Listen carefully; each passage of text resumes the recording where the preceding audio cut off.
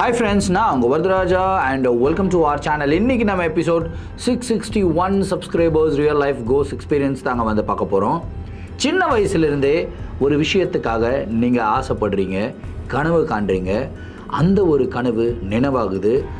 அந்த கனவு நினைவான சந்தோஷம் கூட உங்ககிட்ட தக்க வைக்க முடியாத அளவுக்கு ஒரு அதிபயங்கரமான நிகழ்வு அந்த ஒரு கனவை சுற்றி நடந்தது அப்படின்னா உங்களால் உங்களுடைய வாழ்க்கையில் இந்த ஒரு கஷ்டத்தை தாங்க முடியுமா?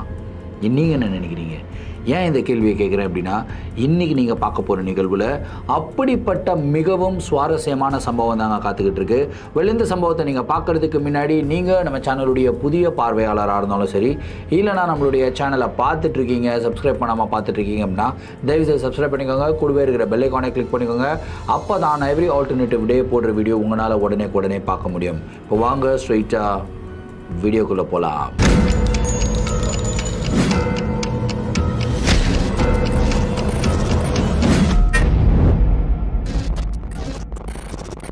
இந்த ஒரு நிகழ்வு நம்மளுக்கு பெங்களூர்லேருந்து கௌரவ் அப்படின்ற ஒரு சப்ஸ்கிரைபர் மெயில் பண்ணி விட்டுருக்காருங்க. இந்த ஒரு அமானுஷமான நிகழ்வு அவருடைய வாழ்க்கையில் ரொம்ப ரீசெண்டாக தான் நடந்தது அப்படின்னு வந்து சொல்லியிருக்காரு. சரி, கதையோடைய ஸ்டார்டிங்லேருந்தே வர ஆரம்பிப்போமே. இந்த கதைக்குண்டான கருவே வந்து பார்த்திங்கன்னா கௌரவை பற்றி கொஞ்சம் தெரிஞ்சுக்கிறது தான். ஸோ கௌரவ் ஒரு நார்மலான மிடில் கிளாஸ் குடும்பத்தில் வந்து பிறகுறாருங்க. ஸோ அவருடைய வாழ்க்கையில் இருக்கிற மிகப்பெரிய சந்தோஷமே என்னன்னு கேட்டிங்கன்னா, சினி ஃபீல்டுக்குள்ளே என்டர் ஆகணும் அப்படின்ற ஒரு ஆசை தான். ஸோ அந்த சினிமா பார்த்தே அவங்க ஒரு சில பேர் வளர்ந்துருப்பாங்க இல்லையா, சினிமா பிரியர்கள் அப்படின்னு சொல்லலாம். அந்த மாதிரி பிரியர் தான் கௌரவமும். சின்ன வயசுலேருந்தே தமிழ் படமாகட்டும் சரி, கன்னடா படமாகட்டும் சரி, பார்த்து பார்த்து பார்த்து பார்த்து சினிமா மேலே அப்படி ஒரு வெறி. ஆனால் இந்த ஒரு வெறியை வந்து அவங்க வீட்டில் சப்போர்ட் பண்ணலைங்க. அவங்க வீட்டில் வந்து நீ படிக்கணும், படிச்சுட்டு வேலைக்கு போகணும், வேலைக்கு போய் சம்பாரித்து கல்யாணம் பண்ணி பிள்ளைகிட்டிங்களை பெற்று கொஞ்சம் நல்லா செட்டில் ஆகணும் அப்படின்னு சொல்லி எல்லா அப்பா அம்மாவும் யோசிக்கிற மாதிரி தான் அவருடைய அப்பா அம்மாவும் யோசித்தாங்க. ஏன்னா இவர் வீட்டுக்கு ஒரே பையன் வேறு, கூட பிறந்தவங்க யாரும் கிடையாது, ரொம்ப செல்லமாக வளர்க்கப்பட்ட பையன். என்னதான் பையன் கேட்குறது எல்லாத்தையும் நம்ம செஞ்சாலும் இந்த ஒரு விஷயம் வேணாண்டா தம்பி அப்படின்னு சொல்லி சொல்லி சொல்லி சொல்லி வீட்டில் வளர்த்துருக்காங்க. ஸோ கௌரவ் வந்து பார்த்திங்கன்னா ஒரு கோரமங்கலான்ற ஏரியாவில் இருக்கார். ஸோ அந்த ஏரியாவிலேருந்து இன்னொரு ஏரியாவுக்கு வந்து வேலைக்கு போய்கிட்டு இருந்தாருங்க.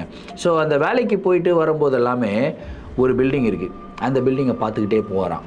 ஏன்னா அந்த பில்டிங்கில் ஒரு பெரிய ப்ரொடக்ஷன் ஹவுஸோடைய ஆஃபீஸ் வந்து இருக்குது. அந்த ஆஃபீஸ் மட்டும் கிடையாது, அது ஆக்சுவலாக வந்து கிட்டத்தட்ட ஒரு 10-15 ஆஃபீஸ் கொண்ட ஒரு பெரிய பில்டிங். அந்த 10-15 ஆஃபீஸில் ஒரு ப்ரொடக்ஷன் ஹவுஸ் அந்த பில்டிங்கில் வந்து இருக்குது. ஸோ கௌரவ் டெய்லியும் வராரு, அந்த பில்டிங்கை பார்த்துட்டே போகிறாரு. நம்மளுக்கு இந்த இடத்துல ஒரு ஆப்பர்ச்சுனிட்டி கிடைச்சா நல்லாயிருக்குமே, இந்த பில்டிங்கில் ஏதாவது ஒரு ஆஃபீஸில் வேலை கிடைச்சா அப்படியே அந்த ப்ரொடக்ஷன் ஹவுஸுக்குள்ளே புகுந்து நம்ம ஏதாவது நம்மளுடைய டேலண்ட்டை காட்டி ஒரு ஆக்டர் ஆகிட மாட்டோமா? இல்லை வந்து நம்ம வந்து நிறைய கதையெல்லாம் எழுதி வச்சுருக்கோம், அதை வந்து எடுத்துகிட்டு போய் கொடுத்து அந்த ஸ்கிரிப்ட் படித்து அந்த ப்ரொடியூசர்ஸ் வந்து சூப்பர்ப்பா நீயே இந்த படத்தை டைரக்ட் பண்ணு அப்படின்னு சொல்ல மாட்டாங்களா அப்படின்னு சொல்லிட்டு நிறைய ஆசைகள் அவருடைய மனசில் போயிட்டே இருந்ததுங்க. சைடு பை சைடு கௌரவ் என்ன பண்ணுறாருன்னா அவருடைய இந்த சினிமாக்குண்டான ஸ்கில்ஸையுமே வந்து வளர்த்துக்கிறாரு.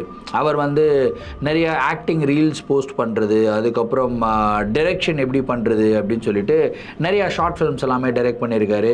அதுக்கப்புறம் அவங்களுடைய ஃப்ரெண்ட்ஸ் டைரக்டர்ஸ் எல்லாம் இருக்காங்க. ஸோ அவங்கக்கிட்டலாம் போயிட்டு என்னென்ன மாதிரி கேமரா ஆங்கிள்ஸ், இந்த மாதிரி நிறையா விஷயங்கள், லைட்டிங்கை பற்றி படிச்சிருக்காப்புல. லிட்ரலாக சினிமாவை வாழ்ந்துருக்காரு மனுஷன் அப்படின்னு சொன்னால் மிகையாகாது. ஸோ அந்த மாதிரி தான் வாழ்ந்துக்கிட்டு இருக்காரு. But he was waiting for one opportunity. அந்த ஒரு ஆப்பர்ச்சுனிட்டி தான் வேணும்.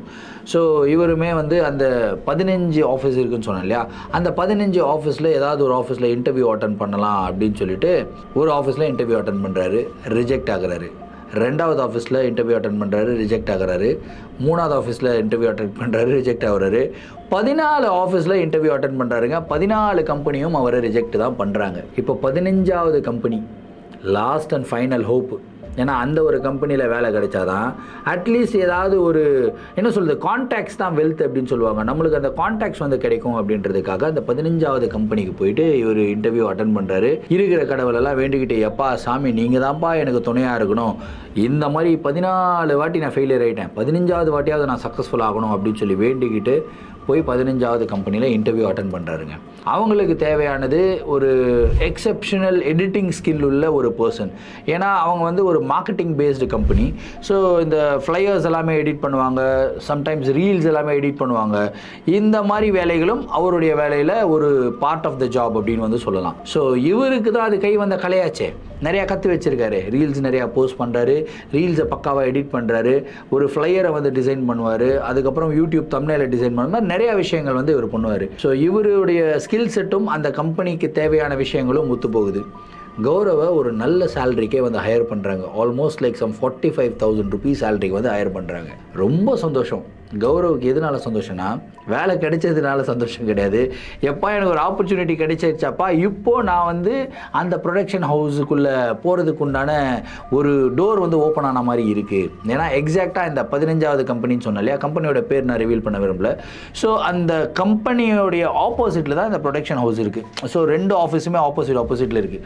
ஸோ ஆப்வியஸாக ஆஃபீஸ்க்குள்ளே என்டர் ஆகும்போதும் வெளியே வரும்போதும் எதிரில் இருக்கிற ஆஃபீஸை யாராவது பார்த்தா ஒரு ஹாய் சொல்லலாம், எப்படி இருக்கீங்கன்னு கேட்கலாம், வாங்க டீ குடிக்கலாம் அப்படின்னு ஒரு ரேப்போ பில்ட் ஆகும் இல்லையா. அந்த மாதிரி ரொம்ப ஹாப்பியாக இருந்தார் கௌரவ். அடுத்த நாள் அவர் வந்து வேலைக்கு ஜாயின் பண்ண வேண்டிய ஒரு நாள். இவர் வந்து ஆவலோட சரி அடுத்த நாள் ரொம்ப இன்ட்ரெஸ்டடாக வந்து கிளம்பி போகிறாரு. கரெக்டாக அந்த ஆஃபீஸ் பில்டிங்குள்ளே என்டர் ஆகும்போது ஆஃபீஸோடைய வாட்ச்மேன் வந்து தம்பி நில்லு அப்படின்றாரு. என்னங்கண்ணா அப்படின்னா, ஏன் இங்கே போய்கிட்டு இருக்க, உன்னை இங்கே பார்த்ததே கிடையாது அப்படின்னு சொல்லிட்டு ரொம்ப ஸ்ட்ரிக்ட் ஆஃபீஸராக இருக்கார் அவர். இல்லைண்ணா இந்த மாதிரி புதுசாக ஜாயின் பண்ணியிருக்கேன் அப்படின்னு சொல்கிறார். ஐடி கார்டு காட்டுப்பா அப்படின்றார். இல்லைண்ணா இன்றைக்கி தான் நான் ஃபஸ்ட்டு டே, எனக்கு ஐடி கார்டெலாம் இன்னும் கொடுக்கல, நான் மேலே போயிட்டு ஃபோட்டோலாம் கொடுத்ததுக்கப்புறம் தான் நான் ஐடி கார்டு கொடுப்பாங்க அப்படின்னா. இல்லைப்பா எப்படிப்பா நம்பருது அப்படின்னா, அதுக்கப்புறம் இவருக்கு வந்து மெயிலெல்லாம் எடுத்து காட்டுறது, பாருங்கண்ணா இந்த ஆஃபீஸ் தானா, அந்த அப்பாயின்மெண்ட் லெட்டர்னா. அப்படியா சரி ஓகே. ஆனால் ஒரே ஒரு விஷயம், இந்த ஆஃபீஸ் வேலை வந்து ஈவினிங் ஒரு 6-7 மணி வரைக்கும் தான். 6-7 மணி ஆகிடுச்சுன்னா இந்த ஆஃபீஸில், குறிப்பாக உன்னுடைய ஆஃபீஸில் வந்து நீ இருக்கக்கூடாது, நீ வந்து கிளம்பிடணும். இந்த நைட்டு வேலை பண்ணுறேன், கொஞ்ச நேரம் இருந்து நான் வேலையை முடிச்சு கொடுத்துட்டு போகிறேன், இந்த மாதிரி விஷயங்கள்லாம் இருக்கக்கூடாதுப்பா, கரெக்டாக 7 மணிக்கு கிளம்பிடணும். கௌரவ் ஒன்றும் புரியல. ஏன்னா நீங்கள் 7 மணிக்கு கிளம்பிடணும் அப்படின்னா, இல்லைப்பா மனுஷங்க எல்லாமே 7 மணிக்கு கிளம்பிடுவாங்கப்பா அப்படின்ட்டு. என்னன்னா மனுஷங்க எல்லாமே 7 மணிக்கு கிளம்பிடுவாங்கன்னா, அந்த ஆஃபீஸில் மனுஷங்க தானே இருக்காங்க, வேற யார் இருக்காங்க, வேற யார் இருக்காங்கலாம் நான் சொல்ல மாட்டேன்ப்பா. ஆனால் மனுஷங்கள்லாம் 7 மணிக்கு கிளம்பிடுவாங்க, நீயும் 7 மணிக்கு கிளம்பிடணும். 7:01 ஆனால் கூட நீ அந்த இடத்துல இருக்கக்கூடாது அப்படின்றாரு. கௌரவுக்கு ஒன்றுமே புரியல. என்னடா இது, ஆரம்ப காலத்தில் ரொம்ப சந்தோஷமாக இந்த ஆஃபீஸுக்குள்ளே வந்தால் இந்த ஆள் என்னமோ மனுஷங்க எல்லாமே கிளம்பிடுவாங்க, நீயும் கிளம்புன்றான். வேறு என்னென்ன நாய் பூனை அதுக்கப்புறம் இந்த சிங்கம் சிறுத்தை இந்த மாதிரிலாம் வச்சுருப்பாங்களா உள்ள அப்படின்ற மாதிரி ஒரு ஃபன்னாக யோசிச்சுட்டு இவர் வந்து போகிறாருங்க. ஆஃபீஸ்குள்ளே என்டர் ஆகுறாரு. செம்ம சூப்பரான ஒரு அட்மாஸ்ஃபியரு. எப்படிப்பட்ட ஒரு அட்மாஸ்ஃபியர்னா, இவர் வந்து அந்த ப்ரொடக்ஷன் ஹவுஸில் வந்து போயிட்டு ஃப்ரெண்டை பிடிக்கணும் அப்படின்றதே வந்து மறக்கிற மாதிரியான ஒரு சூப்பரான அட்மாஸ்ஃபியருங்க. அவ்வளோ சூப்பரான கொலீக்ஸு எல்லாருமே வார்மாக இவரை வெல்கம் பண்ணுறாங்க, இன்ட்ரடியூஸ் பண்ணுறாங்க இவருடைய ஒர்க்குக்கு.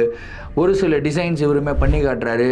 அந்த டிசைன்ஸ் பார்த்த உடனே அவங்க வந்து ரொம்ப பிடிச்சி போயிடுது, அவங்களுமே வந்து ரொம்ப பாராட்டுறாங்க. அந்த கம்பெனியை வந்து பார்த்திங்கன்னா ஒரே ஒரு பர்டிகுலர் எம்டி ஒருத்தர் தான் ரன் பண்ணிகிட்ருக்காரு. ஸோ அவரே டைரெக்டாக இவரை வந்து பாராட்டுறாரு. இந்த அளவுக்கு வந்து சூப்பரான வெல்கம் அந்த ஃபஸ்ட் டேலேயே கிடைக்குது. அப்படியே ஒரு மாதம் போகுது. 1 மாதம் எந்த பிரச்சனையும் இல்லை. கரெக்டாக இவருடைய வேலை 7 மணிக்கு முடியுமா 7 மணிக்கு கிளம்பிடுவார். ஏன்னா அந்த ஆஃபீஸில் இருக்க எல்லாருமே 7 மணிக்கு கிளம்பிடுவாங்க, யாருமே இருக்க மாட்டாங்க. அதே டைமில் ஆப்போசிட்டில் அந்த ப்ரொடக்ஷன் ஹவுஸில் யாராவது நண்பர்கள் கிடைப்பாங்களா அப்படின்னு சொல்லி டெய்லியும் வந்து பார்க்குறது. 30 நாள் ஆகிடுச்சு, ஒரு நண்பனும் கிடைக்கல. அதுக்கப்புறம் ரொம்ப எப்படிடா இதை கிராக் பண்ணுறது அப்படின்னு சொல்லி மண்டையை போட்டு குழப்பிக்கிட்டு இருந்த கௌரவுக்கு ஒரு சூப்பரான ஒரு ஆப்பர்ச்சுனிட்டி. ஆஃபீஸ் வேலையை முடிச்சுட்டு கீழே போகிறாரு. ஒரு நபர் வந்து பார்த்திங்கன்னா அவருடைய கார் டயர் வந்து பஞ்சர் ஆகிடுச்சு. ஸோ நின்றுட்டுருக்காரு. என்ன சார் என்னாச்சு அப்படின்னு சொல்லி கேட்குறாருப்புல. இல்லைங்க நான் மேலே தான் ஆஃபீஸில் இருக்கேன், நான் கார் டயர் வந்து பஞ்சர் ஆகிடுச்சு. சரி எங்கே போகணும் அப்படின்னு. நான் பக்கத்தில் போகணும் அப்படின்றாரு. சரி கௌரவோடைய வீட்டுக்கு பக்கத்தில் தான், ஆல்மோஸ்ட் ஒரு 2 தெரு தள்ளி தான் அவருடைய வீடு இருக்குது. சார் நானும் அதே ஏரியாவில் தான் இருக்கேன், இஃப் யூ டோன்ட் மைண்ட் நீங்கள் வாங்க, என்னுடைய பைக்கில் வேணால் ட்ராப் பண்ணிடுறேன், நாளைக்கு பார்த்துக்கலாம் சார், இதுக்கப்புறம் போய் எங்கே மெக்கானிக்கலாம். ஏன்னா நைட் டைமில் வந்து மெக்கானிக் தேடுறது வந்து ரொம்ப கஷ்டமான ஒரு விஷயம். அங்கே ஆஃபீஸ்க்கு பக்கத்துலேயும் வந்து பார்த்திங்கன்னா மெக்கானிக் ஷெட்ஸ் எதுவுமே கிடையாது. இப்போ வர வைக்கணும் அப்படின்னாலும் ரொம்ப தூரத்துலேருந்து தான் வர வைக்கணும். வாங்க சார் நான் ட்ராப் பண்ணிடுறேன். இல்லை ப்ரோ உங்களுக்கு எதுக்கு சிரமம் அப்படின்னு அவர் சொல்கிறாரு. இல்லை சார் நீங்கள் வாங்க நான் ட்ராப் பண்ணுறேன். ஓகே அப்படின்னு சொல்லிட்டு அந்த நபரை கூட்டிகிட்டு போகிறாருங்க. லக்கீலி அந்த நபர் வந்து பார்த்திங்கன்னா அந்த ப்ரொடக்ஷன் ஹவுஸில் வேலை பண்ணுற ஒரு நபர். சார் அப்படியே பேச்சு பார்த்துட்டு, சார் நான் இந்த ஆஃபீஸில் ஒர்க் பண்ணுறேன். ப்ரோ அந்த ஆஃபீஸா அப்படின்றாரு. ஆமாம் ப்ரோ உங்கள் ஆஃபீஸ்க்கு ஆப்போசிட்டில் தான் ப்ரோ என் ஆஃபீஸ் இருக்குது அப்படின்றப்பல கௌரவுக்கு வந்து கண்ணா லட்டு தின்ன ஆசையா அப்படின்ற மாதிரி ஒரு ஃபீல் தான். அதுக்கப்புறம் இன்னமுமே வந்து பார்த்திங்கன்னா அவருடைய கான்வர்சேஷன் ரொம்ப இன்ட்ரெஸ்டிங்காக போய்கிட்டு இருக்கு. அதுக்கப்புறம் வந்து அவர் ஒரு சில ப்ராஜெக்டை பற்றி வந்து சொல்லிக்கிட்டு இருக்காரு. இந்த மாதிரி இவங்க கூட படம் பண்ண போகிறோம், அவங்க கூட படம் பண்ண போகிறோம், இவ்வளோ பட்ஜெட்லலாம் இருக்குது அப்படின்றதெல்லாம் சொல்லிக்கிட்டு இருக்காப்புல. கௌரவ் இதெல்லாம் கேட்டுட்டு ப்ரோ நான் கூட நடிப்பேன் ப்ரோ, ஆக்ட் பண்ணுவேன், என்னோடய ரீல்ஸ் பாருங்கள் அப்படின்னு சொல்லி இவரோட இன்ஸ்டாகிராம் ஐடியெல்லாம் சொல்லிட்டாரு. அவரும் பார்க்குறேன் பரவாயில்லப்பா சூப்பராக பண்ணியிருக்கேப்பா, ஆமாம் இதில் நிறையா டிசைன்ஸ் எல்லாமே இருக்குது, இதெல்லாம் யார் டிசைன் பண்ணது இந்த ஃபோட்டோஸ் எல்லாம்? இல்லை நான் தான் பண்ணேன், நான் அது டிசைனிங்கும் பண்ணுவேன், கதையெல்லாம் கூட எழுதி வச்சுருக்கேன். செம்ம டேலண்டடாக இருக்கிறியப்பா, என்னப்பா நீ இவ்வளோ பிரியமா சினிமா மேலே? ஆமாங்க எனக்கு சினிமா மேலே ரொம்ப பிரியம், ஆனால் வீட்டில் வந்து ரொம்ப அகேன்ஸ்ட்டு வேலைக்கு தான் போகணும் அப்படின்றதான் சொன்னாங்க. சரி ஒன்றும் பிரச்சனை இல்லை, நம்ம அப்படியே ரெகுலராக பேசுவோம் அப்படின்னு சொல்லிட்டு அடுத்த ஒரு மாதம் வந்து பார்த்திங்கன்னா கௌரவ் வந்து ஒரு சூப்பரான ஒரு ஹாப்பியான ஒரு லைஃப்பை வாழ்கிறதுக்கு உண்டான எல்லா விஷயங்களும் அவருடைய வாழ்க்கையில் நடக்குது. என்னென்ன ஆசைப்பட்டாரோ எல்லாமே நடக்குது. கடைசியாக அந்த ப்ரொடக்ஷன் ஹவுஸுக்குள்ளேயும் போகிறாரு. போயிட்டு இவருடைய கதைகளை 1-2 வந்து சொல்கிறாரு. அதில் அந்த ப்ரொடியூசர் உட்காந்துருப்பார் இல்லையா, அவர் வந்து பார்த்திங்கன்னா ஒரு கதையை வந்து சூஸ் பண்ணுறாரு, நல்லா இருக்கேப்பா அப்படின்னு சொல்லிட்டு. அதுக்கப்புறம் இதுக்கு உண்டான ஸ்கிரிப்ட் ஒர்க்கிங்லாம் பண்ணுங்கப்பா, ப்ராப்பரான ஸ்கிரிப்டிங்லாம் பண்ணிவிட்டு அதுக்கப்புறம் என்கிட்ட எடுத்து வந்து கொடுங்க. ஏன்னா இவர் வந்து கதையோட ஒன்லைனர் மாதிரி ஒரு 5 நிமிஷம் 10 நிமிஷம் நரேட் பண்ணியிருக்காப்புல. ஸ்கிரிப்ட் ஒர்க் பண்ணிட்டதுக்கப்புறம் சொன்னீங்கன்னா அதுக்கப்புறம் நம்ம ஃபர்தராக யோசிக்கலாம் அப்படின்னு வந்து சொல்லிடுறாரு. செம்ம ஹாப்பி. கௌரவுடைய லைஃப்பில் ஒரு மிகப்பெரிய அச்சீவ்மெண்ட் பண்ணிட்டார். அப்படிப்பட்ட அச்சீவ்மெண்ட் பண்ணவருக்கு இன்னொரு பிரச்சனை என்னென்னா, இந்த இடத்துல கான்சன்ட்ரேட் பண்ண உடனே இவருடைய ஆஃபீஸில் ஆக்சுவலாக ஒர்க் பண்ணிகிட்டு இருக்கார்ல, இவருடைய ஒர்க்கில் வந்து நிறையா லூப் ஹோல்ஸு பிரச்சனைகளை வந்து அவங்களுடைய கம்பெனி ஃபேஸ் பண்ணுறாங்க. ஏன்னா இவருடைய ஃபுல் கான்சன்ட்ரேஷன் இங்கே இருக்குது, ப்ரொடக்ஷன் ஹவுஸில் இருக்குது. இவரால் இவர் ஒழுங்கான வேலை பண்ண முடியல. ஸோ அவரோட ஆஃபீஸில் கூப்பிட்டு மீட்டிங், என்னப்பா ஒரு பவர் பாயிண்ட் ப்ரெசன்டேஷனை வந்து ரெடி பண்ணணும், முக்கியமான ப்ராஜெக்ட்டு, இதுக்கு நான் சப்மிட் பண்ணியே ஆகணும், டெட்லைனும் முடிஞ்சு போயிடுச்சு, முடிஞ்சு 3 நாள் ஆகுது, இது வரைக்குமே ரெடி பண்ணலையா நீ அப்படின்னு சொல்லி எம்டி கேட்குறாரு. இல்லை சார் நான் ரெடி பண்ணிடுறேன் சார் இன்றைக்கி நைட்டுக்குள்ளே. ஏன்ப்பா ஃபஸ்ட்லாம் கரெக்டாக வேலையை முடிச்சிடுவேன், போன மாதம்லாம் இந்த மாதம் என்னப்பா ஆச்சு உனக்கு, வீட்டில் ஏதாவது பிரச்சனையா அப்படின்னு சொல்லி அவ்வளோ கைண்டாக பேசுகிறாப்புல. அப்போ தான் கௌரவுக்கு புரியுது, ஆஹா நம்ம அதுக்கு ஆசைப்பட்டோம், ஆனால் ஆல்ரெடி ஒரு கம்பெனியில் வேலை பண்ணிக்கிட்டு இருக்கோம், இங்கே ஒழுங்காக வேலை பண்ணலையாடா அப்படின்னு சொல்லிட்டு. இல்லை சார் இன்றைக்கி எவ்வளோ லேட் ஆனாலும் பரவாயில்ல சார் முடிச்சிடலாம், பார்த்துப்பா 7 மணிக்குள்ளே முடிச்சிரு அப்படின்றப்ப. சரி சார் நான் முடிச்சிடுறேன் அப்படின்னு. கௌரவோட ஃப்ரெண்டு ஒருத்தர் இருக்கார் சுகுமார் அப்படின்னு சொல்லிட்டு, அவரும் கூட ஒர்க் பண்ணிகிட்டு இருக்காப்புல. ஸோ 2 பேரும் டீம் மெம்பர்ஸ் தான். 2 பேரும் உட்காந்து பவர் பாயிண்ட் ப்ரெசன்டேஷன் ரெடி பண்ண ஆரம்பிக்கிறாங்க. 7 மணி ஆகிடுது, பவர் பாயிண்ட் ப்ரெசன்டேஷன் முடிக்கலை. அவர் என்ன சொல்கிறாரா, டே என்னடா இன்னும் முடியலடா, இது வீட்டுக்கு எடுத்துன்னு போயெல்லாம் முடிக்க முடியாதுடா. ஏன்னா ஆஃபீஸில் வந்து ரொம்ப செக்யூர் நெட்வொர்க்கு ஆஃபீஸோட சிஸ்டமில் தான் பண்ணணும். அந்த விஷயத்தை வந்து அவர் லேப்டாப்லலாம் காப்பி பண்ணிவிட்டு எடுத்துகிட்டு போக முடியாது, பென்ட்ரைவ் ஆக்சஸ் எதுவுமே கிடையாது, எல்லாமே பிளாக் பண்ணி வச்சுருக்காங்க ஃபார் செக்யூரிட்டி ரீசன்ஸ். சரி இப்போது ஆஃபீஸில் தான் உட்காந்து முடிச்சாகணும், 7 மணி ஆகிடுச்சேடா, சரி பரவாயில்லடா இன்றைக்கி உட்காரலாம் அப்படின்னு சொல்லிட்டு அவருடைய ஃப்ரெண்டு சொல்கிறாப்புல. அதுக்கப்புறம் 7லேருந்து 8 ஆகுது, 8லேருந்து 9 ஆகுது, 9லேருந்து 9:30 ஆகுது, 10:30 ஆகுதுங்க. 10:30 மணி வரைக்கும் இவங்க அந்த ஆஃபீஸில் தான் உட்காந்துட்டு இருக்காங்க. 10:30 மணிக்கு இவங்களுடைய வேலையை முடிக்கிறாங்க, மெயில் பண்ணி விட்றாங்க, அப்பாடா முடிஞ்சிருச்சுரா அப்படின்னு சொல்லிட்டு ஆஃபீஸை பூட்டிட்டு வெளியே வராங்க. வெளியே அந்த செக்யூரிட்டி கார்டு நின்றுட்டு இருக்காரு. ஏன்ப்பா உங்களுக்கு சொல்லியிருக்கிறேனா இல்லையா, ஏன் 7 மணிக்கு மேலே இருக்கிறீங்க, இவ்வளோ நேரம் இருக்கக்கூடாது, கிளம்புங்க அப்படின்னு வந்து சொல்கிறார். ஆனால் ஒரு வேலை இருந்ததுன்னா என்ன நான் கோச்சிக்கிறீங்க, 2 மாதமாக பார்க்குறீங்க, டெய்லியும் கரெக்டாக போயிடுவோம், இன்றைக்கி செம்ம வேலை, நான் ஒன்றும் பண்ண முடியும், ஏன்ப்பா உனக்கு இதில் இருக்கிற பிரச்சனை என்னன்னு தெரியாதுப்பா, நீ கிளம்புப்பா அப்படின்றார். என்ன இவர் இவ்வளோ ஸ்ட்ரிக்டாக பேசுகிறாரு, ஸ்ட்ரிக்ட் ஆஃபீஸராக இருப்பார் போல இருக்கே, டே சுகுமார் அப்படின்றப்பல அவருக்கு டே வீட்டிலேருந்து ஒய்ஃப் ஃபோன் பண்ணிட்டாங்க, சீக்கிரமாக வரணும், குழந்தைக்கு உடம்பு சரியில்லைன்ட்டாங்க, நான் கிளம்புறேன்டா அப்படின்னு சொல்லிட்டு அவர் சர்னு போகிறார். இந்த வாட்ச்மேன் வேறு ரொம்ப கொடூரமான ஆள் மாதிரி முறைச்சிக்கிட்டு இருக்காப்புல. சரி வேணாம்ப்பா நானும் கிளம்புறேன் அப்படின்னு சொல்லிட்டு இவர் வந்து மெதுவாக லிஃப்ட்டு கிட்டே வந்தால் லிஃப்ட்டு ஒர்க் ஆகலை. படிக்கட்டில் இறங்கி கீழே போகிறார். கீழே போயிட்டு கரெக்டாக அந்த கார் பார்க்கிங் வந்து இருக்கும், இவருடைய ஆஃபீஸ் இருக்குன்னா ஆஃபீஸோடைய ஜன்னலுக்கு கீழே வந்து கார் பார்க்கிங் இருக்கும். அங்கே வந்து ஒரு சில பெஞ்சஸ் எல்லாம் போட்டு வச்சுருப்பாங்க. அந்த பெஞ்சில் வந்து டீ டைமில் வந்து உட்காந்து டீ குடிச்சிட்ருப்பாங்க. அந்த மாதிரிலாம் கரெக்டாக இவருடைய வண்டி எடுக்க போகிறாரு, கார் பார்க்கிங் பக்கத்துலேயே பைக் பார்க்கிங். வண்டி எடுக்க போகும்போது அந்த பெஞ்சில் வந்து பார்த்திங்கன்னா ஒரு பொண்ணு உட்காந்துக்கிட்டு இருக்கு, அழுதுகிட்டே இருக்குது. அந்த பொண்ணு வந்து நல்லா மாடர்னாக ட்ரெஸ் பண்ணியிருக்கு, ஜீன்ஸு டிஷர்ட்டு இதெல்லாம் போட்டு அழுதுகிட்டே இருக்குது. என்னடா இந்த பொண்ணு அழுதுகிட்டே இருக்கே அப்படின்னு சொல்லிட்டு கௌரவ் வந்து வண்டி ஸ்டார்ட் பண்ணுறதுக்கு போகிறாரு. பார்க்குறாரு, அந்த பொண்ணுமே இவரை பார்க்குது. அந்த பொண்ணுடைய முகத்தை பார்க்கும்போது ரொம்ப அழகாக இருக்குது, ஆனால் அழுதுகிட்டே இருக்குது, ஏதோ ஒரு பிரச்சனையில் இருக்குது அப்படின்றது மட்டும் இவர் சென்ஸ் பண்ணுறாரு. சரி என்ன இது பிரச்சனை, கேட்கலாமா வேணாமா, கேட்டால் தப்பாக நினச்சிப்பாங்களோ அப்படின்னலாம் கௌரவ் யோசிக்க ஆரம்பிக்கிறப்பல, சரி பரவாயில்ல அட் த மேக்ஸ் என்ன சொல்ல போகிறாங்க, நீங்கள் உங்கள் வேலையை பார்த்துட்டு போங்கன்னு சொல்ல போகிறாங்க, நம்ம எதுவும் டிஸ்டர்ப் பண்ண போகிறது இல்லையே, அட்லீஸ்ட் அவங்களுக்கு ஏதாவது ஆறுதலாக ஏதாவது ஒரு 2 வார்த்தைகள் சொல்லலாம், என்ன பிரச்சனையில் இருந்தாங்கன்னா ஹெல்ப் பண்ணலாம் அப்படின்னு சொல்லிட்டு கௌரவ் வந்து வண்டி ஆஃப் பண்ணிவிட்டு இவர் வந்து போகிறார் அந்த பொண்ணுக்கிட்ட. ஏம்மா ஏன் அழுதுட்டு இருக்கீங்க, ஏதாவது பிரச்சனையா அப்படின்னு. இல்லை என் பிரச்சனை என்னோட போகட்டும் வேணாம் அப்படின்னு சொல்கிறார். அந்த பொண்ணு பக்கத்தில் உட்கார்ந்த உடனே கௌரவோடைய மனசு வந்து பார்த்திங்கன்னா வேறு மாதிரி ஃபீல் ஆக ஆரம்பிக்குது. அதாவது ஒரு நபரை ஃபஸ்ட்டு டைமாக பார்க்குறோம், அந்த நபர்கிட்ட நம்மளுக்கு அந்த கம்ஃபர்ட் ஜோன் இருக்காது. ஆனால் அந்த இடத்துல உட்கார்ந்ததுக்கப்புறம் அந்த பொண்ணுக்கிட்ட பயங்கரமான ஒரு கம்ஃபர்ட் ஜோனு கௌரவுக்கு. பல வருடங்கள் பழகின மாதிரியே ஒரு ஃபீலு. என்னம்மா ஆச்சு அப்படின்னா அதுக்கப்புறம் அந்த பொண்ணு கொஞ்சம் கொஞ்சமாக ஓப்பனாக பார்க்க ஆரம்பிக்குது. இந்த மாதிரி நான் ஒரு பையனை லவ் பண்ணிகிட்டு இருந்தேன், அந்த பையன் வந்து இப்போது அவனுக்கு கல்யாணம் ஃபிக்ஸ் ஆகிடுச்சு, அதனால் ரொம்ப ஃபீலிங்கில் இருக்கிறேன் அப்படி இப்படின்லாம் பேச ஆரம்பித்து எனக்கு ரொம்ப ஃபீலிங்காக இருக்குது, நான் உங்கள் ஷோல்டர் மேலே படுத்துக்கிட்டுமா அப்படின்னு சொல்லி அந்த பொண்ணு கேட்குது. என்னடா இது, சரிம்மா பரவாயில்லம்மா உனக்கு அது கம்ஃபர்டபிலிட்டி கொடுத்ததுன்னா ஓகேம்மா அப்படின்னு. அப்படியே அந்த கௌரவோடைய கையை பிடிச்சிக்கிட்டு ஷோல்டர் மேலே படுத்துக்கிட்டு அழுதுகிட்டே இருக்குது. சரிம்மா அழுகாதம்மா எல்லாம் சரியாயிடும்னா ஓகே தேங்க்யூ ஸோ மச், உங்ககிட்ட பேசினது எனக்கு ரொம்ப பிடிச்சிருந்தது, நாளைக்கு பார்க்கலாம் அப்படின்னு சொல்லிட்டு அந்த பொண்ணு இருந்து சர்றன்னு போயிடுச்சு. பேரும் கூட கேட்கல இவர். மாமா இருமான்னா அந்த பொண்ணு வந்து போயிடுச்சு, கம்முன்னு வெளியே போயிடுச்சு. சரி போயிடுச்சு போல இருக்கே அப்படின்னு சொல்லிட்டு இவரும் கிளம்பிட்டுறாரு. அடுத்த நாள் இதே மாதிரி 7 மணிக்கு கிளம்புறாரு. ஆனால் கீழே வாட்ச்மேன் வந்து இல்லை. சரி வாட்ச்மேன் தான் இல்லையே, இன்னும் கொஞ்சம் நேரம் வெயிட் பண்ணி பார்ப்போம் அந்த பொண்ணு வந்திருக்கா அப்படின்னு சொல்லி. ஏன்னா அந்த பொண்ணு பேர் என்ன நம்பர் என்ன எதுவுமே கேட்கல. சரி நம்ம வெயிட் பண்ணி பார்ப்போம் அப்படின்னு சொல்லி வெயிட் பண்ணுறாரு. கரெக்டாக ஒரு 10 மணி அளவில் வந்து பார்த்திங்கன்னா அந்த பொண்ணு அதே பெஞ்சில் உட்காந்துக்கிட்டு இருக்கு. பார்த்த உடனே இவர் நேராக போகிறாரு. ஏன்னா நேற்று நீங்கள் பேரும் கூட சொல்லாமல் போயிட்டீங்க அப்படின்னா, என் பேர் மேனகா அப்படின்னு சொல்லி அந்த பொண்ணு சொல்கிறாங்க. அதுக்கப்புறம் மேனகா கிட்ட இவர் வந்து ஒரு கான்வர்சேஷன் இதே மாதிரி ஒரு 4-5 நாள் தொடர்ந்து. அதாவது வாட்ச்மேன் ஃப்ரண்ட்டில் இருப்பார். வாட்ச்மேனை ஏமாற்றிட்டு இவர் என்ன பண்ணுவாருன்னா வண்டி எடுத்துகிட்டு வெளியே போயிடுவாரா. பின் செவர் மூலியமாக இவர் வந்து எகிரி குதித்து திரும்பி அந்த பைக் பார்க்கிங்குள்ளே வந்து அந்த பொண்ணுக்கிட்ட பேசுகிறது. இப்படியே இவங்களுடைய கதையை வந்து கிட்டத்தட்ட ஒரு வாரம் ஓடிக்கிட்டு இருக்கேங்க. ஒரு வாரம் கழித்து வாட்ச்மேனை கூப்பிட்டு செம ரிவிட்டு விட்டுருக்காரு அந்த பில்டிங்கோடைய ஓனர். ஒரு பையன் வந்து நைட் ஆனால் பின்னாடி செவர்லேருந்து எகிரி குதிக்கிறான்ப்பா, சிசிடிவியில் பதிஞ்சிருக்கு அப்படின்னு சொல்லி சொன்ன உடனே வாட்ச்மேன் பார்த்தேன், இந்த பையனா இவன் எதுக்கு எகிரி குதிக்கிறான் அப்படின்னு சொல்லிட்டு செம்ம டென்ஷன். இவனை தெரியும் சார், மேலே அந்த 15வது ஆஃபீஸில் தான் சார் வேலை பண்ணிக்கிட்டு இருக்கான் அப்படின்னு சொல்லிட்டு நேராக கௌரவக்கிட்ட வந்து செம்ம ஏறி வர்றாரு.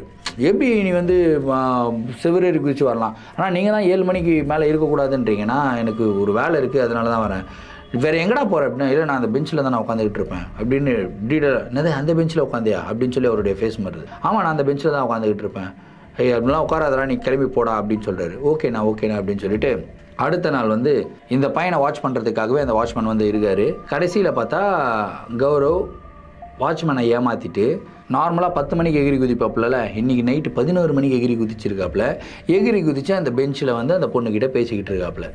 இந்த ஒரு மேட்டரை தூரத்துலேருந்து அந்த வாட்ச்மேன் பார்த்துக்கிட்டே இருக்கார். கரெக்டாக ஒரு 10-15 நிமிஷம் இருக்கும். வாட்ச்மேனுடைய விசில் சத்தம் வந்து அவருக்கு கேட்குதுங்க. இந்த விசில் சத்தத்தை கேட்ட உடனே கௌரவ் வந்து இல்லைம்மா நான் கிளம்புறேன் அப்படின்னு சொல்லிட்டு ஃபாஸ்ட்டாக கிளம்புறாரு. வாட்ச்மேன் பின்னாடி செவுறு பக்கத்தில் வந்து நின்றுக்கிட்டு இருக்காப்புல. வந்து நின்றுட்டு கௌரவ் வந்து பிடிச்சிட்டு எங்கடா போகிற, ஏன்டா இந்த மாதிரிலாம் பண்ணிக்கிட்டு இருக்க அப்படின்னு சொல்லி கௌரவ்கிட்ட கேட்குறாப்புல. அண்ணா இல்லைண்ணா அந்த பொண்ணு பாவண்ணே, அந்த பொண்ணுக்கு கொஞ்சம் மனசு ஆறுதலாக இருக்குமே தானே நான் டெய்லியும் வந்து பேசிக்கிட்டு இருக்கேன், நீ என்ன பண்ணிக்கிட்டு இருக்க தெரியுமா, நான் என்ன எவ்வளோ பெரிய பிரச்சனையில் இருக்க தெரியுமா அப்படின்னு சொல்லி அவர் சொல்கிறார். என்னண்ணா நீங்கள் சொல்கிறீங்க, என்னண்ணா பிரச்சனை அப்படின்னா, யார்கிட்டடா பேசிக்கிட்டு இருந்தேன் அப்படின்னு. இல்லைண்ணா அந்த பொண்ணு அந்த மேனகா பொண்ணு அங்கே உட்காந்துருந்தேன் அந்த பொண்ணுக்கிட்ட தான். டே பைத்தியக்காரா நான் பார்த்தேன்டா, நீ யாருக்கிட்டையும் பேசலடா, தனியாக உட்காந்து பேசிக்கிட்டு இருந்தடா அப்படின்னு. என்னென்ன நீங்கள் சொல்கிறீங்க, தனியாக உட்காந்து போனேன் கிட்டத்தட்ட ஒரு 10 நாள் அந்த பொண்ணுக்கிட்ட பேசிக்கிட்டு இருக்கேன், தனியாக உட்காந்து பேசிக்கிட்டு இருக்கேன்றீங்க, யார் நான் அந்த பொண்ணு நல்லா தெரியும், நான் பாரு நான் இப்போ கூட அந்த பொண்ணு அங்கே தான் நான் உட்காந்துக்கிட்டு இருக்கேன் அப்படின்னு சொல்லினேன். அந்த பொண்ணு சிரிச்சுட்டு பாய் காட்டிட்டு கரெக்டாக அந்த பொண்ணு எங்கே போகுதுன்னா இவங்களுடைய பில்டிங்குள்ளே தான் ஏந்து போகுது. அண்ணா பாரு நான் அந்த பில்டிங்குள்ளே தான் நான் போகுது அப்படின்னு. டேய் பில்டிங்குள்ளெல்லாம் போகாதடா, ஏன்டா அந்த மாதிரி பண்ணுறாங்க, யாருமே கிடையாதுடா, பெரிய ஆபத்தில் இருக்கிறடா, வேணாண்டா அப்படின்னு சொல்லி அவர் எவ்வளவோ எச்சரிக்கிறாரு. ஆனால் கௌரவ் வந்து என்னண்ணா நான் போய் பார்க்குறேண்ணா, போய் பார்த்துட்டு வந்து சொல்கிறேண்ணா. இல்லைன்றீங்களே, உள்ளே போயிட்டு அந்த பொண்ணு பில்டிங்குள்ளே தானே போயிருக்கு, இன்றைக்கி ஒரு நாள் எனக்கு அவகாசம் கொடுங்க, பில்டிங்குள்ளே நானும் போகிறேன், அந்த பொண்ணு கூட ஒரு செல்ஃபி எடுத்துகிட்டு ஒரு வீடியோ எடுத்துகிட்டு நான் வரேன் அப்படின்னு சொல்லிட்டு கௌரவ் உள்ளே போகிறாரு. டே நில்றான்றாரு. இவர் கேட்காம கௌரவ் குடுக்குன்னு ஓடிடுறாப்புல.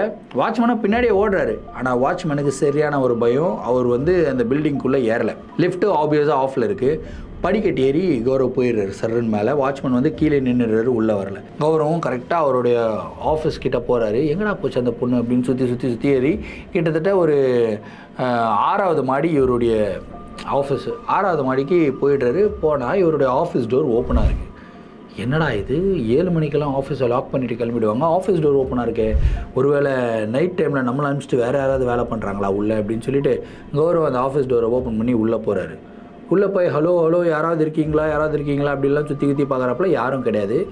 கடைசியில் பார்த்தா அந்த கார்னரில் ஒரு சிஸ்டமில் ஜன்னல், ஒரு பெரிய ஜன்னல் இருக்கும், ஜன்னலுக்கு முன்னாடி ஒரு சிஸ்டம் இருக்கும், ஒரு கேபினு. அந்த சிஸ்டம் முன்னாடி யாரோ உட்காந்து ஒர்க் பண்ணிக்கிட்டு இருக்காங்கன்றது மட்டும் தெரியுது. யாருன்றாப்புல கரெக்டாக அந்த பொண்ணு வந்து எழுந்துக்குதுங்க. மேனகா நீ என்ன பண்ணிக்கிட்டு இருக்க இங்கே அப்படின்னா, எனக்காக வந்தியா, இவ்வளோ தூரம் வந்தியா அப்படின்னு சொல்லி அந்த பொண்ணு கேட்குது. ஆமாம்மா நான் உனக்காக தான் வந்தேன், பட்டு நீ எங்கள் ஆஃபீஸில் என்ன பண்ணிக்கிட்டு இருக்க? நானும் இந்த ஆஃபீஸில் தான் வேலை பண்ணிக்கிட்டு இருக்கேன், உனக்கு தெரியாதுல்ல அப்படின்னு. ஆமாம் நீ ஆஃபீஸில் இல்லையம்மா, நான் கடந்த ஒரு 3-4 மாதங்களாக இங்கே வேலை பண்ணிக்கிட்டு இருக்கேன், உன்னை ஒரு நாள் கூட பார்த்ததே இல்லையே. நீ எப்படி பார்ப்ப, என்னுடைய வேலையே 7 மணிக்கு மேலே தான் ஸ்டார்ட் ஆகும் அப்படின்னு சொல்லுது. என்னம்மா நீ சொல்கிற, 7 மணிக்கு மேலே ஸ்டார்ட் ஆகுமா? ஆமாம், யாரும் இல்லாத போது தான் நான் வேலை செய்யணும். ஓ, ஓனர் உனக்கு தனியாக ஏதாவது ஒரு வேலை கொடுத்துருக்காரா அப்படின்னு. அவர் யார் வேலை கொடுக்குறதுக்கு, 24 மணி நேரமும் நான் உன்னை பார்த்துக்கிட்டு தான் இருக்கேன் அப்படின்னு சொல்லி அந்த பொண்ணு கான்ட்ரடிக்டரியாக பேசிக்கிட்டே இருக்கு. என்னம்மா நீ சொல்கிற, 24 மணி நேரமாக என்னை எப்படிம்மா நீ பார்ப்ப? நான் இங்கே வந்து ஆஃபீஸில் வரும்போதெல்லாம் உன்னை பார்த்ததே கிடையாது, நீ எப்படி என்னை பார்ப்ப? நீ பார்க்காத போதும் என்னால் உன்னை பார்க்க முடியும், அது உனக்கு தெரியுமா அப்படின்னு சொல்லி ஒரு மாதிரி சிரிக்குது. அந்த சிரிப்பு சத்தம் கேட்ட உடனே கௌரவுக்கு அப்படியே பயங்கரமாக புல்லரிக்குது. என்னடா இந்த பொண்ணு பயங்கரமாக சிரிக்குதே அப்படின்னு சொல்லி அந்த பொண்ணையை ஒத்து பார்த்துக்கிட்டு இருக்காப்புல. சரி என்ன டைம் ஆகுது அப்படின்னு சொல்லி பார்க்குது. கரெக்டாக 11:30 மணி. எனக்கு டைம் ஆயிடுச்சுடா, நான் போயிட்டு வரேன் அப்படின்னு சொல்லு. சரி வா போகலாம் அப்படின்றப்பல, நீ அந்த பக்கம் போ, என்னுடைய ரூட் வேறு மாதிரி அப்படி சொல்லு. என்னது ரூட்டு வேறு மாதிரியா அப்படின்னா, டப்புன்னு என்ன பண்ணுறது, ஒரு பெரிய ஜன்னல் இருக்குல்ல, ஜன்னலை ஓப்பன் பண்ணி கரெக்டாக அந்த ஜன்னல் மேலே ஏறி நிற்குதுங்க. மேடக்கா என்ன பண்ணுறேன் அப்படின்னு பட்டு டப்புன்னு குதிச்சிடுதுங்க. செம்ம ஷாக்கு கௌரவுக்கு. குடுகுடும் ஓடி போய் அந்த ஜன்னல்லேருந்து எட்டி பார்க்குறாரு. கரெக்டாக அந்த பெஞ்சு ஒன்று உட்காந்துக்கிட்டு இருக்கோம்ல அந்த பொண்ணு, அந்த பெஞ்சில் அந்த பொண்ணுடைய தலை அடிபட்டு அந்த பொண்ணு வந்து அதே ஸ்பாட்டில் துடிச்சிக்கிட்டு இருக்கு, இறந்து போயிட்டுருக்கும். செம்ம ஷாக்கு இவருக்கு. கை காலெலாம் நடுங்கிருச்சு, அப்படியே குடு நடுங்குது. அப்படியே ஹார்ட் பீட்லாம் அடித்த ஒரு மேலேருந்து அடித்து பிடிச்சி கீழே குடுன்னு ஓடி வர்றாரு. வாட்ச்மேன்னா அப்படின்னு கத்திக்கிட்டு ஓடி வர்றாரு. கரெக்டாக வாட்ச்மேன் கீழே நின்றுக்கிட்டு இருக்காப்புல. என்னப்பா மேலே ஒரு பொண்ணை பார்த்தியா அப்படின்றாரு. அண்ணா என்னண்ணா தலை போனா இதோட காமெடி பண்ணிக்கிட்டு அப்படின்னு சொல்லி குடுன்னு ஓடி போய் ஃபர்ஸ்ட்டில் பார்க்குறாரு. பார்த்தா அந்த பெஞ்சு பக்கத்தில் தான் நான் மேனகா அடிபட்டு கீழே விழுந்தது. ஃபுல்லாக ரத்தமாக இருந்ததில்ல, அந்த இடத்துல ரத்தம் ஒரு சொட்டும் கூட கிடையாது, அந்த இடத்துல மேனகாவுடைய உடம்பும் கிடையாது. இதை பார்த்த உடனே ஷாக்காக இப்போ எப்படி நிற்கிறாப்புல, பின்னாடி வாட்ச்மேன் நின்றுக்கிட்டு இருக்காப்புல. நான் என்னப்பா பைத்தியக்காரனா, நான் சொன்னல 7 மணிக்கு மேலே இருக்கக்கூடாதுன்னு, எவ்வளோ பெரிய பிரச்சனையில் மாட்டி நிற்கிற இப்போ புரியுதா உனக்கு அப்படின்னு. ஆனால் உண்மையிலே அது பேய் அண்ணே அப்படின்னு சொல்லிட்டு கௌரவ் அப்படியே ட்ரெம்பிளிங் வாய்ஸில், ஆமாப்பா ஆனால் யாருன்னா அது அப்புறம் தான் சொல்கிறாரு. அந்த பொண்ணு பேர் மேனகாப்பா, இந்த ஆஃபீஸில் தான் வேலை செஞ்சுக்கிட்டு இருந்தது. கிட்டத்தட்ட ஒரு 7-8 வருடங்கள் முன்னாடி இருக்கும்பா. அந்த பொண்ணு வந்து ஒரு பையனை ரொம்ப சின்சியராக லவ் பண்ணிக்கிட்டு இருந்தது. லவ்னா லவ், அப்படிப்பட்ட ஒரு லவ் கிட்டத்தட்ட ஒரு 10 வருஷம் லவ்னு வச்சுங்க. திடீர்னு அந்த பையன் வந்து ஒரு பணக்கார பொண்ணை வந்து அவங்க வீட்டில் பார்த்துருக்காங்க. அந்த பணத்துக்கு ஆசைப்பட்டு அந்த பொண்ணை கல்யாணம் பண்ணிக்க போயிட்டான். ஸோ இந்த சோகம் தாங்க முடியாமல் இந்த பொண்ணு என்ன பண்ணிச்சுன்னா அந்த ஜன்னல்லேருந்து குதிச்சிருச்சுப்பா. அன்றைக்கி அந்த பொண்ணு நைட் ஷிஃப்ட்டு. இதுக்கு முன்னாடி வந்து அந்த பில்டிங்கில் அந்த ஆஃபீஸில் இன்னொரு கம்பெனி வந்து இருந்தது. ஸோ அந்த கம்பெனியில் வந்து நைட் ஷிஃப்ட்டும் அலோடு. ஸோ நைட் ஷிஃப்ட்டு கரெக்டாக அந்த 11:30 மணிக்கு குதிச்சு அந்த பொண்ணு வந்து செத்துருச்சு. கரெக்டாக இந்த கீழே இந்த இடத்துல தான் அடிபட்டு செத்துச்சு. அதுக்கப்புறம் அந்த ஆஃபீஸில் நைட் ஷிஃப்ட்டெல்லாம் நடக்குது இல்லையா, நைட் ஷிஃப்ட்டில் நிறையா டிஸ்டர்பன்சஸ் வந்து பார்த்தாங்க. அந்த டிஸ்டர்பன்சஸ் காரணமாக அவங்க அந்த பில்டிங்கை காலி பண்ணிட்டு போயிட்டாங்க. போகும்போது சொல்லிட்டு போனாங்க, இந்த மாதிரி அந்த பொண்ணுடைய ஆன்மா நைட்டில் வந்து சுற்றிக்கிட்டு இருக்கு, நைட் மட்டும் ஒர்க் பண்ணாத மாதிரி பார்த்துக்கங்க அப்படின்னு சொல்லிட்டு போயிட்டாங்க. அன்னிலிருந்தே ஃபார் சேஃப்டி ரீசன்ஸ் 7 மணிக்கே எல்லாரும் வைண்ட் அப் பண்ணிடணும், இந்த பில்டிங்கை வந்து க்ளோஸ் பண்ணிடணும் அப்படின்னு சொல்லிட்டு இந்த பில்டிங்கோடைய ஓனர் வந்து சொல்லிட்டாருப்பா அப்படின்னு. ஆனால் உண்மையான இதெல்லாம் ஏன்னா ஃபஸ்ட்டே என்கிட்ட சொல்லலை. நான் தான் சொன்னேனேப்பா 7 மணிக்கு மேலே மனுஷ பயலுங்க யாரும் இருக்க மாட்டாங்க, நீ தான் என்னமோ பெருசாக பூனை இருக்குதா, நாய் இருக்குதா, சிங்கம் இருக்குதா, சிறுத்தை இருக்குதான்னு கேட்டேன். இப்போ என்னமோ மேனகா தான் இருக்குதுன்னு வந்து மேனகா கிட்ட மாட்டிக்கிட்டு இருக்கேன் அப்படின்னு. ஆனால் இதுக்கப்புறம் எனக்கு என்ன ஆகும் தெரியல. திடீர்னு மேனகா உன்னை விசிட் பண்ணுறதுக்கு கூட வாய்ப்பு இருக்குது, உன் பின்னாடியே வர்றதுக்கு கூட வாய்ப்பு இருக்குது, உன் வீட்டில் உன் பக்கத்துலேயே வந்து மேனகா உட்காரத்துக்கு கூட வாய்ப்பு இருக்குது, கொஞ்சம் பார்த்துக்கப்பா ஜாக்கிரதையாரு அப்படின்றாரு. ஆனால் சொல்லு, நான் உண்மையிலேயே எனக்கு என்னென்ன ஆகும், இதுதான்டா ஆகும். வெண்ணெய் போயிட்டு ஒரு நல்ல கோயிலுக்கு போ, மந்திரிச்சிக்கோ, வீட்டில் நிறையா பாசிட்டிவிட்டி வந்து வச்சுக்கோ, எனி டைம் சாமி படத்தை கூட வச்சுக்கோ, அட்லீஸ்ட் ஒரு வாரத்துக்கு ஆஃபீஸ் பக்கம் வராதரா அப்படின்னு சொல்லி. சரிண்ணே அப்படின்னு சொல்லிட்டு கௌரவ் வந்து வண்டி எடுத்துகிட்டு போயிட்டே இருக்கார். சர்ன்னு வண்டியில் இவர் பின்னாடி யாரோ உட்காந்துக்கிட்டு இருக்கிற மாதிரியே ஒரு ஃபீலு. என்னடா யாரா உட்காந்துக்கிட்டு இருக்கிறது அப்படின்னு சொல்லிட்டு லைட்டாக அந்த சைடு மிரரில் பார்த்தா அந்த மேனகா அப்படின்ற அந்த ஒரு ஆன்மா தான் பின்னாடி உட்காந்துக்கிட்டு இருக்கு. என்ன கௌரவ், என்னை விட்டுட்டு போகலான்னு பார்க்குறியா? நான் உட விடமாட்டேன் அப்படின்ட்டு. அந்த விடமாட்டேன் அப்படின்னு சொன்ன உடனே வண்டி பயத்தில் முறுக்குறாரு, ஸ்கிட்டாகி கீழே விழுகிறாரு. அப்படியே வண்டி பெல்ட்டி அடித்து போகுது. இவர் அப்படியே தேய்ச்சிக்கினே கீழே போகிறாரு. கை காலெல்லாம் செம்மையாக போராண்டு அப்படியே ஒரு மாதிரி மயக்கமான நிலையில் அப்படியே படுத்து கிடக்கிறாரு. அப்புறம் கண்ணு முழிக்கும் போது ஹாஸ்பிட்டலில் இருக்கிறாருங்க. கௌரவோட அம்மா அப்பா வந்து அழுகிறாங்க. அதுக்கப்புறம் அவங்க அம்மா அப்பா கிட்ட நடந்த மேட்டரெல்லாம் சொல்லிட்டு, அட பைத்தியக்கார பயலே, இதெல்லாம் வேணான்னு தானடா நான் சொன்னேன், அந்த சினிமாலாம் வேணான்ட்டு. இல்லைம்மா இந்த மாதிரி ஆயிடுச்சுமாம்னா, சரி பார்த்துக்கலாம் அப்படின்னு சொல்லிட்டு அதுக்கப்புறம் கௌரவ் வந்து இந்த கோயிலுக்கெல்லாம் கூட்டிகிட்டு போயிருக்காங்க, மந்திரிச்செல்லாம் விட்டுருக்காங்க. கிட்டத்தட்ட 1 மாதம் ஒரு ஆஃபீஸ்க்கே போகலை. அதுக்கப்புறம் திரும்பியும் ஆஃபீஸ்க்கு போயிருக்காரு. 7 மணிக்கு மேலே அவர் ஆஃபீஸில் இருந்ததே கிடையாது. ஸோ இவருடைய அந்த ஸ்கிரிப்ட் ரைட்டிங் எப்படி போய்கிட்டு இருக்குன்னா, இன்னமும் ஆசை விடாது அப்படின்னு சொல்லுவாங்க இல்லையா. ஸோ அந்த ஸ்கிரிப்ட் வந்து இப்போது சூப்பராக எழுதி முடிச்சிட்டாராம். ஸோ இந்த ஸ்கிரிப்டை வந்து அந்த ப்ரொடியூசர்கிட்ட எடுத்து போய் அடுத்த மாதம் சப்மிட் பண்ண போகிறாரு. So all the best Gaurav. So இந்த ஒரு சம்பவம் வந்து பார்த்திங்கன்னா ரொம்ப ஸ்பைன் ஷில்லிங்காக, ரொம்ப இன்ட்ரெஸ்டிங்காக இருந்திருக்கும் அப்படின்றதுல எந்த சந்தேகமும் இல்லை. ஸோ இந்த ஒரு நிகழ்வை பற்றின உங்களுடைய கருத்துக்கள் என்ன அப்படின்றத கமெண்ட் பாக்ஸில் சொல்லுங்கள். இதே மாதிரி உங்களுடைய வாழ்க்கையில் ஏதாவது அமானுஷமான நிகழ்வுகள் நடந்திருந்து அந்த நிகழ்வுகளை எங்களை ஷேர் பண்ணணும்னு நினச்சிங்கன்னா என்னோட இன்ஸ்டாகிராமில் ஃபாலோ பண்ணிவிட்டு இன்ஸ்டாகிராமில் டிஎம் பண்ணுங்கள். இல்லை நான் என்னுடைய மெயில் ஐடிக்கு மெயிலாக சென்ட் பண்ணி விடுங்க. கண்டிப்பாக உங்களுடைய நிகழ்வுகளும் நம்மளுடைய சேனலில் வீடியோஸாக போடப்படும். மீண்டும் அடுத்த வீடியோவில் சந்திக்கும் வரை நான் உங்கள் Varadaraja signing off. Thank you and bye.